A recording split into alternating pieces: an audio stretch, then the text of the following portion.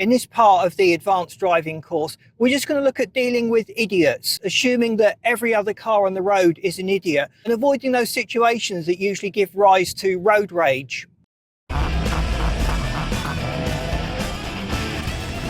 So in this next section, I'm going to call it they're idiots, they're all idiots. If you as a driver assume that everyone else on the road is an idiot, you won't be far wrong. Now, it sounds cruel to just think that everyone's an idiot, but people do random things. They pull out in front of you without warning. They brake without warning. They do really strange and dangerous stuff. And the only way you can really categorize all these things is idiocy. So assuming people are idiots, you will take a precaution against that. And also, if you get into a situation where you would experience road rage, you don't experience that as much because they're an idiot. Your expectations of an idiot is much lower than if you were dealing with a perfectly sane, rational person. So with road rage, what happens is we get angry, we want to get even, we want to teach the other driver a lesson. Now, you won't teach anyone a lesson with bad driving.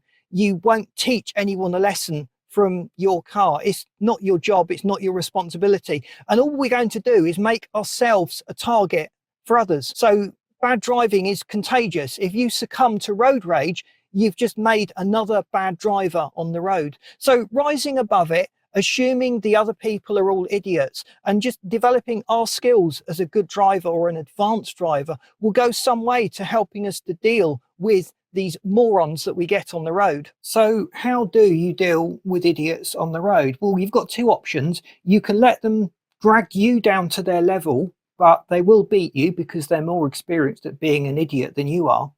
Or you can stay out of their motoring life. So the benefit of staying out of their motoring life is they are forced to stay out of yours. So typical scenarios, they're following you too close. So one thing you can do is brake, accelerate away briskly, and then lightly touch the brake pedal so that your brake light comes on, but not enough to significantly slow up your car.